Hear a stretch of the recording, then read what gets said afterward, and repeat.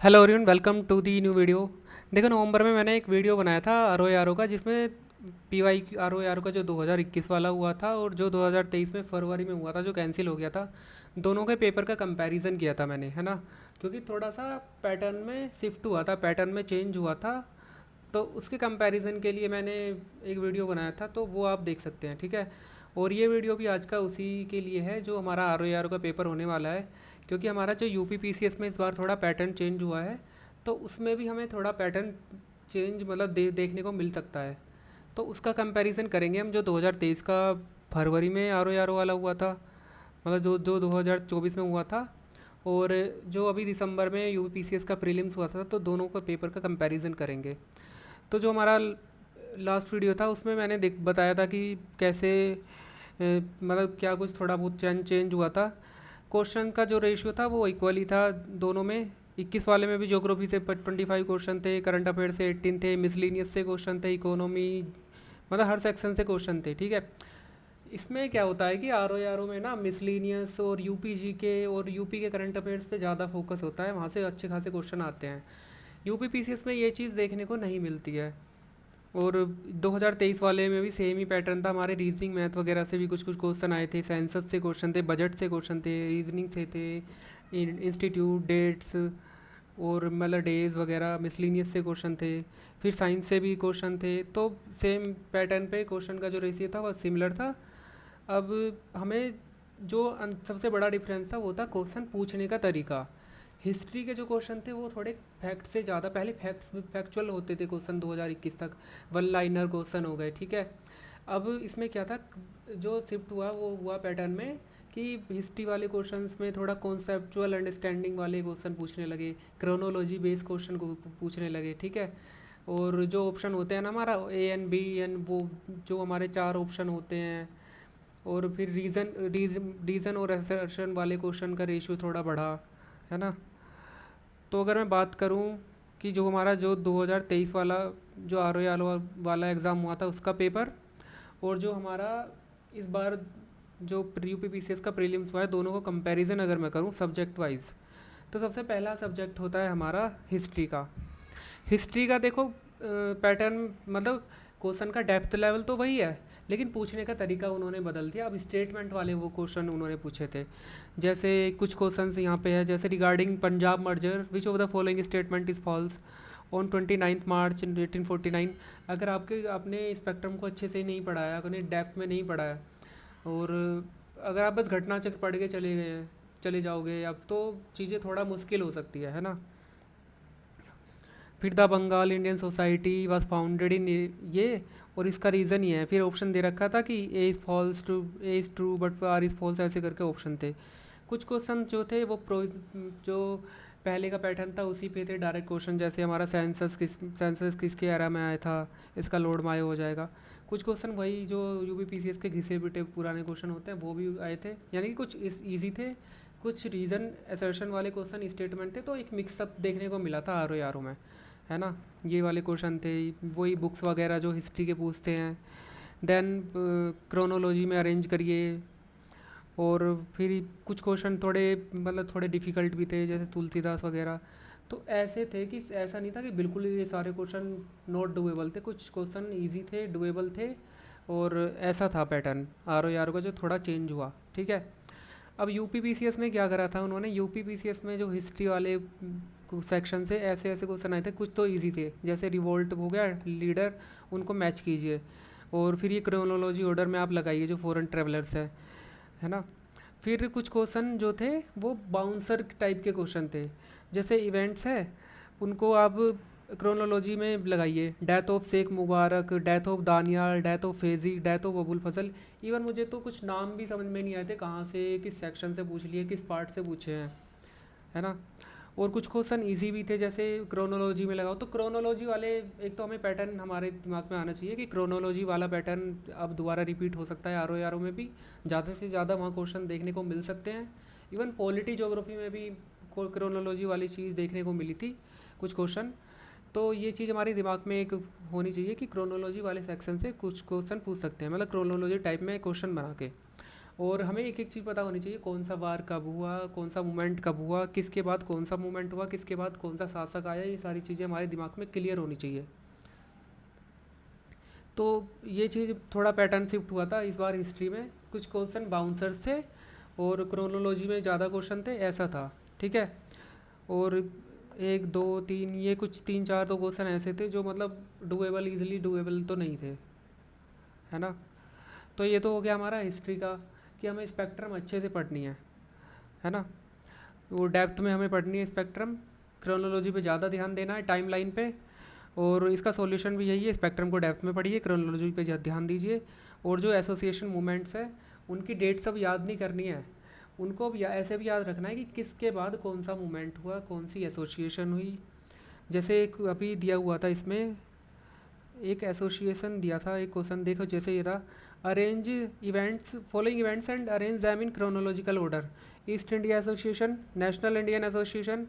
अगर इनका डेट्स भी देते ना तो मैच करके थोड़ा बहुत जुगाड़ लग सकता था, लेकिन इन्होंने अब बोल दिया अरेंज करिए, है ना। तो ये चीज़ें थोड़ा डिफ़िकल्ट हो जाती हैं और इन्होंने थोड़ा डिफ़िकल्ट बनाने की कोशिश की इस बार। देन बात करते हैं पॉलिटी। पॉलिटी का देखो लेवल मोर और लेस सेम सिमिलर ही था, आर ओ में जैसा पूछा गया था और यूपीपीसीएस में भी इस बार ऐसा पूछा गया है। लेकिन सबसे बड़ा जो गेम है वो यहाँ पे ये है कि पॉलिटी के क्वेश्चन बहुत कम आते हैं in comparison to UPPCS. UPPCS में जहाँ 20 से 22 क्वेश्चन पॉलिटी के पूछे जाते हैं प्री में, आर ओ में 10 से 12 क्वेश्चन ही आते हैं पॉलिटी के। और उसमें भी आर्टिकल्स वगैरह सिंपल से क्वेश्चन जो हमारे होते हैं, आर्टिकल को मैच कर लीजिए, और पंचायत वगैरह। कुछ स्टेटमेंट का यहाँ भी थोड़ा सा बड़ा है कि स्टेटमेंट वाइज क्वेश्चन उन्होंने पूछ लिए कुछ स्टेटमेंट बना के। लेकिन ईजिली लक्ष्मीकांत अगर आपने अच्छे से पढ़ी है तो आप ईजिली कर लोगे। और यूपीपीसीएस प्री में भी मतलब क्वेश्चन का लेवल थोड़ा बढ़ा था, लेकिन डुएबल थे, सारे क्वेश्चन डुएबल थे, है ना। पॉलिटी में सेम पैटर्न था, दोनों में सेम ही पैटर्न है। क्रोनोलॉजी के क्वेश्चन यहाँ भी थोड़े से पूछे गए हैं और डायरेक्ट क्वेश्चन भी आए हैं लक्ष्मीकांत से, सारे क्वेश्चन इजीली डुएबल थे। थोड़ा लैंग्वेज को हल्का सा टफ किया है यूपीपीसीएस में इस बार, यू पॉलिटी में भी। लेकिन मुझे नहीं लगता आर ओ में वो लोग टफ करेंगे, क्योंकि क्वेश्चन बहुत कम है और डायरेक्ट क्वेश्चन ज़्यादा देखने को मिले हैं 2023 में वाले जो पेपर हुआ था। अब बात करते हैं ज्योग्राफी की। ज्योग्राफी में देखो यूपीपीसीएस में लिटरली जो सबसे बड़ा जो गेम, जो खेल पलट हुआ था ना, वो ज्योग्राफी में हुआ था। ज्योग्राफी में ऐसे ऐसे क्वेश्चन थे, उन्होंने डैम की लेंथ पूछ ली, ठीक है। फिर उन्होंने ऐसे क्वेश्चन पूछा, डेप्थ ऑफ मिडल ट्रैप्ट कितना मीटर हुआ, ऐसे क्वेश्चन थे। और मतलब ये था कि Bihar contribution to rice production और the Himalayas are still rising, कुछ मतलब अच्छे क्वेश्चन थे जो एनसीईआरटी वगैरह से थे, अच्छे डुएबल थे, जो हो सकते थे, ठीक है। लेकिन ज़्यादा क्वेश्चन ऐसे थे तो बहुत ही अजीब से, जो डेप्थ वगैरह और कितना मीटर हाइट वगैरह ऐसा पूछ लिया, इतना डेप्थ में कोई पढ़ के नहीं जाता है। और मुझे ये लग रहा था कि यार ऐसा इसलिए हुआ है क्योंकि प्रोटेस्ट वगैरह हुए हैं, तो उन्हें कोई सब्जेक्ट थोड़ा डेप्थ में और थोड़ा टफ बनाना ही था। तो उन्होंने शायद हिस्ट्री और ज्योग्राफी को चूज़ किया। इवन करंट अफेयर्स में भी उन्होंने मतलब लिटरली बहुत किया था। लेकिन फिर भी ये है कि इस बार कट ऑफ में वही बता रहे हैं कि शायद पहले जैसे कि सिमिलर होगी, पता नहीं कम भी गई है या नहीं गई है ना। खैर छोड़िए, अब हम मतलब ये देखते हैं। आर ओ में भी थोड़ा सा मतलब डेप्थ में पूछे गए थे, खासकर आर ओ में क्लाइमेटोलॉजी पे ज़्यादा फोकस था। क्लाइमेटोलॉजी के सारे आपके कॉन्सेप्ट क्लियर होने चाहिए, है ना। उसके बाद वन लाइनर क्वेश्चन भी थे, ऐसा नहीं था जैसे कंट्रीज़ पूछ लिया और उनकी कैपिटल पूछ ली, ऐसे टाइप के भी क्वेश्चन थे। और रिवर्स वगैरह जो सिंपली मैच द फॉलोइंग वगैरह वाले क्वेश्चन भी थे आर ओ में। थोड़ा सा शिफ्ट ये हुआ था आर ओ में, जैसे थोड़ा कॉन्सेप्चुअल बेसिस पे ज़्यादा क्वेश्चन थे, जैसे with reference to the great barrier reef, which of the following statement is are correct, it is situated along the north eastern coast of Australia, it is more than 2500 kilometres in length, है ना। अब जैसे ये वाला question था reason assertion और reason वाला, the northern slopes of the Himalayas have a thicker vegetation cover compare to the southern slopes, है ना। ऐसे क्वेश्चन पहले देखने को कम मिलते थे आर ओ में, मतलब मेंस में देखने को मिलते थे, लेकिन प्री में देखने को नहीं मिलते थे। प्री में directly one liner factual basis पे होते थे। तो ये थोड़ा सा पैटर्न में शिफ्ट हुआ है, इन्होंने रीजन असर्शन वाले क्वेश्चन मतलब पूछे हैं। इन्होंने ये पैटर्न उठाया यूपीपीसीएस के जो पहले प्री हुए थे, है ना, तो वहाँ से इन्होंने पैटर्न उठाया है। तो ये था ज्योग्राफी का।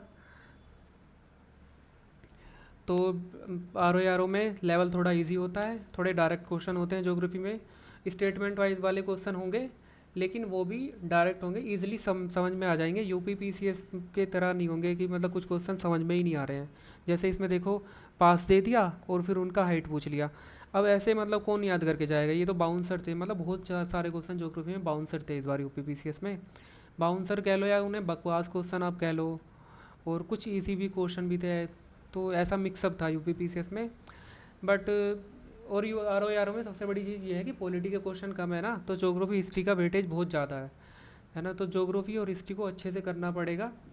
और ऐसा नहीं है कि अब आप सब कुछ चीज़ कवर करने के लिए यूपीएससी वाले क्वेश्चन उठाना स्टार्ट कर दोगे, ऐसा भी नहीं है। फैक्चुअल क्वेश्चन को ही उन्होंने स्टेटमेंट बना दिया है पूरा पूरा। तो ऐसे क्वेश्चन पूछे हैं, क्वेश्चन का लेवल उसी लेवल का है, बस उनका पूछने का तरीका थोड़ा चेंज हुआ है। अब जैसे इकोनॉमी के तो मतलब जैसे हर साल वही ट्रेडिशनल वे में क्वेश्चन उन्होंने पूछे थे। जैसे योजनाएं उनकी लॉन्चिंग ईयर पूछ लिया उन्होंने, फिर बैंकिंग से पूछ लिया, nationalisation of banking, egg mark, even कुछ क्वेश्चन डायरेक्टली रिपीट मोड पे भी थे, जैसे घटना चक्र वगैरह से उन्होंने उठा लिए थे। यूपी पीसीएस में और आर ओ में ये अंतर होता है कि आर ओ में जो इकोनॉमी वाला जो सेक्शन होता है ना, वहाँ से इन्होंने डायरेक्ट क्वेश्चन पूछे थे। और आर ओ में सेंट्रल बजट वगैरह से क्वेश्चन कम होते हैं यूपी पीसीएस के कंपैरिजन में। इसमें पूछे जाते हैं यूपी का बजट, यूपी का इकोनॉमिक सर्वे, वहाँ से क्वेश्चन ज़्यादा पूछे जाते हैं। और जो यूपी पीसीएस होता है उसमें सस्टेनेबल डेवलपमेंट गोल पे ज़्यादा फोकस होता है। पावर्टी हो गया, सस्टेनेबल डेवलपमेंट गोल्स से ज़्यादा क्वेश्चन पूछ लेंगे वो लोग। थ्योरीज वगैरह के इन्होंने क्वेश्चंस बढ़ाए थे, है ना। तो हम थोड़ा सा आर ओ में भी के लिए भी ये चीज़ दिमाग में रखेंगे ध्यान कि हम थ्योरीज वगैरह जो कुछ होती है ना, ऑथर्स वगैरह की, उनको अच्छे से याद कर लेंगे। थोड़ा पावर्टी वगैरह को देख लेंगे, सस्टेनेबल डेवलपमेंट गोल को देख लेंगे, ताकि अगर पैटर्न चेंज भी हो तो हमारे दिमाग में ये चीज़ें रहे, ठीक है। तो इकोनॉमी में ये था, ठीक है। और आर ओ में बेसिक वगैरह पूछा था। अब बात करते हैं साइंस की। साइंस का क्या था, साइंस का सिमिलर बात था। साइंस की आप घटना चक्र पढ़ के चले जाओ, सफिशियंट होती है। उसी में से बहुत सारे क्वेश्चन यूपीपीसीएस में पूछ लेते हैं, और उसी में से बेसिक बेसिक क्वेश्चन वो लोग आर ओ में पूछ लेते हैं। इन्वायरमेंट का यहाँ पे है कि इन्वायरमेंट से बहुत कम क्वेश्चन होते हैं, आई थिंक 2 या 5 क्वेश्चन होते हैं आर ओ में, बहुत ही कम इन्वायरमेंट के सेक्शन से क्वेश्चन होते हैं। यूपीपीसीएस में ज़्यादा क्वेश्चन होते हैं इन्वायरमेंट से। तो इन्वायरमेंट का आप बेसिक बेसिक ऊपर ऊपर से ही पढ़ोगे ना, तो वो भी सफिशिएंट, मोर देन सफिशिएंट होता है आर ओ में। यहाँ पे क्वेश्चन ज़्यादा होते हैं यूपी जीके के मिसलीनियस से। मिसलीनियस जैसे हमारा हो गया सेंसस, हो गया हमारा इंस्टीट्यूशंस, हो गया इंटरनेशनल नेशनल बॉडीज़ हमारी हो गई, और फिर फॉरेस्ट सर्वे वगैरह हो गया। फिर हमारे जो इंस्टीट्यूट होते हैं यूपी के, ललित कला अकादमी, मतलब अकेडमी वगैरह, ये जो होते हैं ना कि कौन सी ईयर में कौन सा इस्टेब्लिश्ड हुआ। फिर जीडा वगैरह, ये जो अथॉरिटीज़ होती हैं। और फिर यूपी के नेशनल पार्क, मतलब टोटली यूपी जी के इस पे ज़्यादा फोकस करना पड़ेगा, क्योंकि वहाँ से अच्छे खासे क्वेश्चन भी आते हैं। 15-16 क्वेश्चन आते हैं यूपी जीके से। यूपी के करंट अफेयर भी पूछे जाते हैं। इवन जो करंट अफेयर है वो इजी मोड पे ही पूछे जाते हैं। इंपॉर्टेंट सबमिट वगैरह हो गए, नेशनल अवार्ड्स वगैरह हो गए। यूपी पीसीएस में ये चीज़ देखने को मिली थी, करंट अफेयर भी बहुत ज़्यादा टफ लेवल में पूछे थे। कुछ ही क्वेश्चन थे करंट अफेयर का जो ईजिली आसानी से हो रहे थे, बाकी में बहुत दिमाग लगाना पड़ रहा था, है ना। इवन मिसाइल्स वगैरह की उन्होंने डेट्स पूछ ली थी, कौन सी डेट्स में कौन सी मिसाइल लॉन्च हुई थी, है ना। तो थोड़ा अगर करंट अफेयर को डेप्थ में पढ़ेंगे तो एक बार यूपी पीसीएस वाला प्री वाला पेपर देख लेंगे कि वहाँ पे कैसे क्वेश्चन पूछे गए हैं। हालांकि मुझे नहीं लगता कि वो इतना डेप्थ में यूपी पीसीएस के प्री में जैसा पूछा गया है आर ओ में भी ऐसा पूछेंगे, है ना। क्योंकि उसमें हिंदी भी है इस बार। हिंदी में आपको बीच में गैप नहीं मिलेगा, हिंदी के पेपर में आपको डायरेक्टली उसी के साथ 3 घंटे में सब कुछ करना पड़ेगा, हिंदी का पेपर भी। उसके बाद इसमें रीजनिंग और मैथ का बहुत इंपॉर्टेंट रोल होता है। जैसे इसमें 8-9 क्वेश्चन पूछे थे 2023 में। जैसे कैलेंडर से एक क्वेश्चन आया था, मतलब बहुत ही इजी होते हैं। डिकोडिंग का क्वेश्चन हो गया, एक्स वाई का परसेंटेज निकालना, फिर मिसिंग नंबर्स हो गया, लेटर मिसिंग नंबर हो गया, लेटर सीरीज़ और नंबर सीरीज़ वाले क्वेश्चन, फ्रैक्शन के हो गए 1-2, फिर सिंपल इंटरेस्ट वगैरह हो गए। तो ये बेसिक से क्वेश्चन होते हैं, और सारे क्वेश्चन ईजिली डुएबल होते हैं। और ये आपको एक्स्ट्रा एज देता है दूसरे लोगों पे जो मैथ और रीजनिंग पढ़ के नहीं आते हैं, ठीक है। 8-9 क्वेश्चन आपको फ्री के मिलते हैं, है ना। तो इस पर बहुत लोगों का कम ध्यान रहता है, तो इस पर ध्यान करना ज़रूरी है कि मैथ और रीजनिंग भी यहाँ पे पूछा जाएगा। और जब हमें नहीं पता कि इस बार जैसे पैटर्न शिफ्ट हो रहा है, तो 10-12 क्वेश्चन पूछे जाते थे, हो सकता है इस बार 15 क्वेश्चन चले जाए या 20 क्वेश्चन पूछ ले, है ना। तो इसलिए ये चीज़ भी अपने दिमाग में रखनी पड़ेगी हमें। और यहाँ पे पॉलिटी के क्वेश्चन थोड़ा कम रहते हैं। और बाकी ये चीज़ है कि हमें चीज़ों को पढ़ना है, हमें क्वेश्चन सोल्व करने का थोड़ा पैटर्न समझना पड़ेगा। चीज़ें वही रहेंगी, घटना चक्र को भी पढ़ना पड़ेगा। और जो बुक्स हमारी होती हैं जैसे स्टैंडर्ड सोर्स हमारे हो गए, लक्ष्मीकांत हो गया, स्पेक्ट्रम हो गया, उनको बहुत अच्छे से डेप्थ में पढ़ना पड़ेगा, क्रोनोलॉजी वाइज पढ़ना पड़ेगा हिस्ट्री को, तो ठीक है। बाकी एंशियंट और मिडाइवल के क्वेश्चन इजी थे आर ओ में, ऐसा नहीं था कि बहुत ज़्यादा टफ थे, वहाँ से क्वेश्चन थोड़े बहुत इजी थे, कम ही क्वेश्चन थे लेकिन ईजी थे, है ना। और यूपी पीसीएस और आर ओ में यही अंतर देखने को मिला था। और पैटर्न में ज़्यादा चेंज विल इस बार भी मतलब देखने को नहीं मिलेगा कि भाई वो आर ओ का पैटर्न भी यूपी पीसीएस के लेवल का पूछ लेंगे। ज़्यादा पैटर्न में शिफ्ट नहीं होगा, होगा तो वो सभी के लिए होगा, लेकिन मुझे नहीं लगता होगा, क्योंकि ये उसके बाद एक मेंस भी आर ओ का, है ना। तो मेंस में अगर उस प्री में ही इतना डेप्थ में पूछ लेंगे तो आर ओ के मेंस में वो लोग कैसे पूछेंगे, क्योंकि वहाँ भी तो ऑब्जेक्टिव ही है ना जी इसका पेपर, है ना। तो ये था एक छोटा सा एनालिसिस। और बाकी आपको जो पेपर कैसा आया था आर ओ का जो फरवरी में था, उसके लिए आप नवंबर वाला वीडियो देख सकते हैं।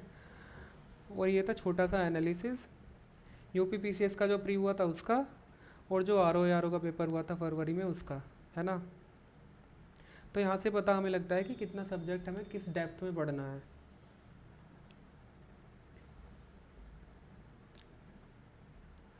तो बस यही था। Thank you.